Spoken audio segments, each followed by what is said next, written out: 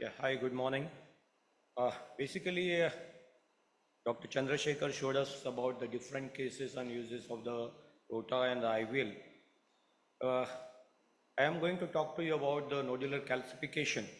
And when we say about the calcification, many times when we talk about the calcified nodules, all calcified nodules are the same, or is there any difference?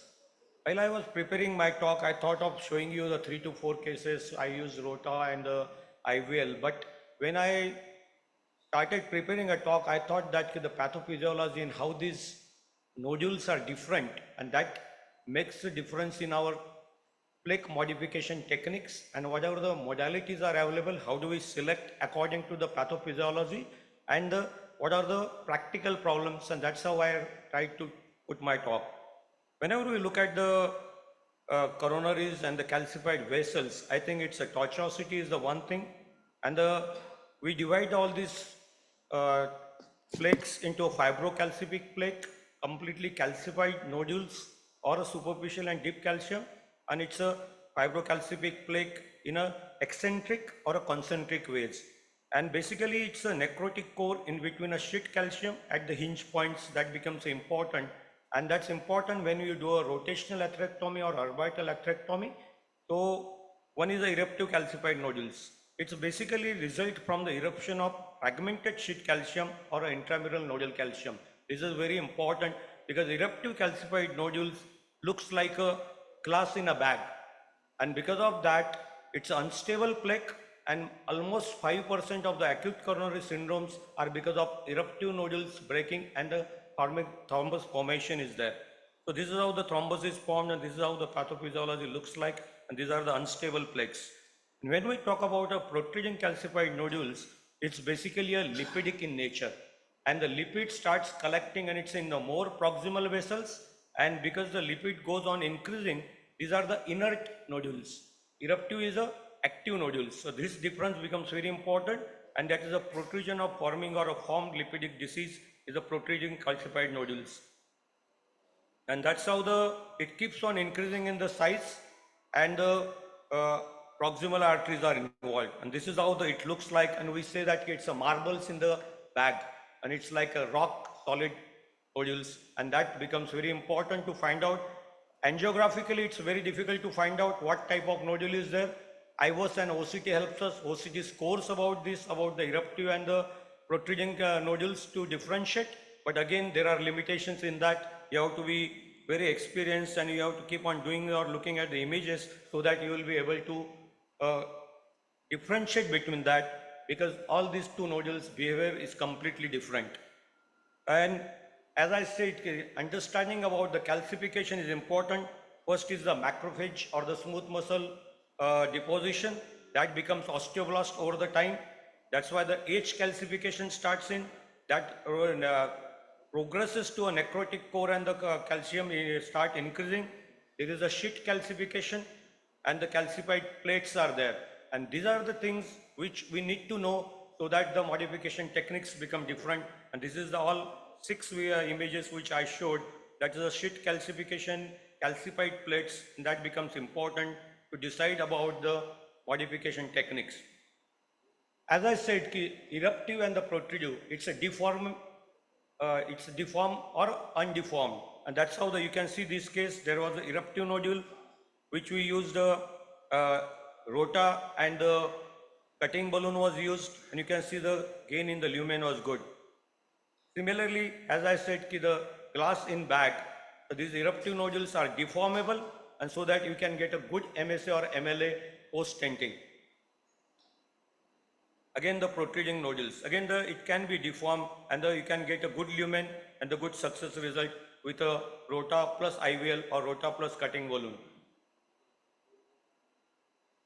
And this is one area where there is a non-deformed protruding nodules. That becomes very important to find out, because in spite of using a rota IVL, these will not be completely, you will not get a MLA or MSA. There you need to combine these 2 or 3 strategies to get the better results. As Nimish talked about, you do a rota, use a cutting balloon, and then try to do IVL so that the plaque modification will be good. This is how the non-deformed protruding nodule looks like. Non-deformable marble on the rock. How do we differentiate? It's very difficult. Now you look at the left main distal part. Is it a calcium? Angiographically, it's where, yes, and again the IVOS or the OCT will help you for that. Again, the circumflex lesion, undilatable, you can see the balloon is not expanded. Similarly, the limitations of angiography, here the protruding calcified nodule can be seen on the OCT. Again, as I said, many times the ultrasound waves will not be able to pick up about the deep calcium. OCT is showing a better nodule and the deep calcium.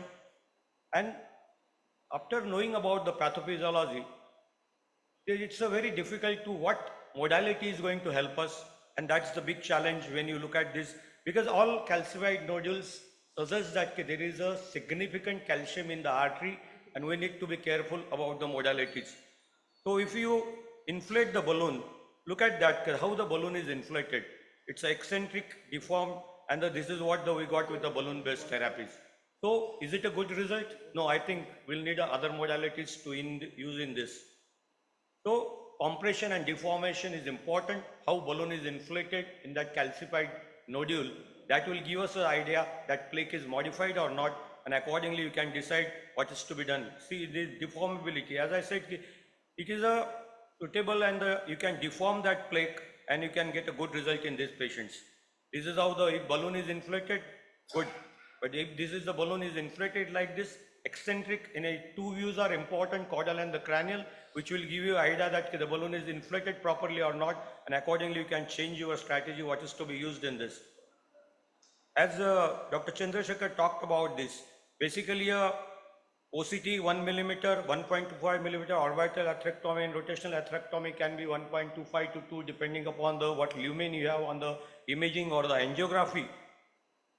So rotational atherectomy, wire bias, it might just cut the nodule. The deep calcium will be the same. That's the issue what we see with the rotational and the orbital atherectomy. You can see here. So after doing a rotational atherectomy also, the nodule is shaved off, but the lumen is not significant gain. So orbital atherectomy, they say it's better for the larger vessels, and low speed and the high speed combining, you can get a volume reduction and you can get a better plaque modification. There you can add a cutting balloon to that and you can get a good result. But again, depending upon the lumen, what it is there, and according to the rotational atherectomy or orbital atherectomy will give a better MLA or MLS, and depending upon that, you can use additional strategies. More than 2.5 millimeter MLA, minimal debulking with orbital or rotational atherectomy, reduction in calcified nodule is less, but if it's a less than 2.5 square millimeter MLA, I think orbital atherectomy can work better. And I think the better way when we talk about the nodules, it's a deep calcium also is very important, and there IVL plays an important role, giving a shock of lithotripsy and trying to break down everything. You can see these calcified nodules and how they are broken into because of the IVL, and the plaque modification is better. So atherectomy will shave the nodule, IVL will break the nodule and the deep calcium, and this is how you can get a rota shock, shave and shock, shave, give a shock, and this is how the hard rock nodule, post atherectomy, post IVL, and better MLA and MVL, combining these 2 or 3 technologies together. And depending upon the eruptive and the protruding calcified nodules, your short-term and long-term results will be important. Eruptive calcified nodules will be better or amenable to the atherectomy plus IVL than a non-eruptive calcified nodules. And because of that, if the patient is having a protruding nodule, event rate in the short term 2 to 3 years will be 3 times more with the eruptive nodules. So calcified nodules and non-calcified nodules or protruding nodules, depending upon that, atherectomy plus IVL combination results are better.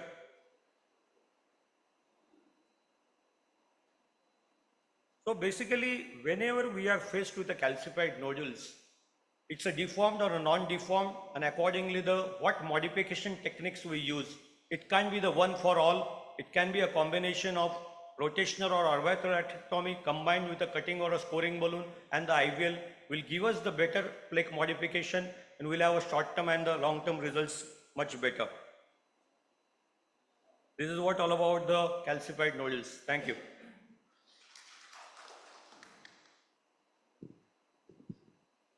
Sir, on angiography, you see a blob of calcium. What is the first modality before imaging comes to your mind? Just on Repeat. the angiography. You See, see the blob of. basically, as I said, that as your experience goes up and you start looking at the angios and you start knowing that this vessel is going to trouble me or not trouble me. And accordingly, you try to choose your modalities. As Chandrasekhar told about the cost, economics becomes very important and IVL is always a problem. Cost is an issue. So what I am trying to do in my practice is a rotational atherectomy plus cutting balloon or a scoring balloon, and that gives me a very good results. And almost 90% cases you can do with these two techniques. And the sometimes OPN balloon, when the stent still not completely expanded, there I am using a OPN balloon at high pressure and I can get a good results. And that's how I am trying to combine. And basically, whenever you are looking at an angio and the calcified, well, it's a superficial or deep, and it's a plate of calcium or a sheet of calcium, and accordingly you can take a decision. Of course, because of training, probably rota comes first. Then, then we think about IVL and. Yeah, I think Rota, you need a confidence for that. I think once you start doing and seeing those cases, and 5 to 10 cases you do it, you will be confident about doing it in your practice. That's a very good point, Manoj, that you sometimes have to use a combination of various modalities. And I think the only point that I can make here is when you think of something, please do it and please use it. Yes. If a concept or if an idea of using IVL balloon comes to your mind after having done the imaging, please use it. And basically, you need to be aware of all the modalities and how do I can use those things and try to take a help from others. Basically, when many times what happens and what cases come to me, balloon didn't cross. I think that you can predict from looking at the angio. That's the question what you ask. So try to look at the angio and try to evaluate it so that you can have a confidence yourself that yes, I'm going to face this problem and I am going to do it this way.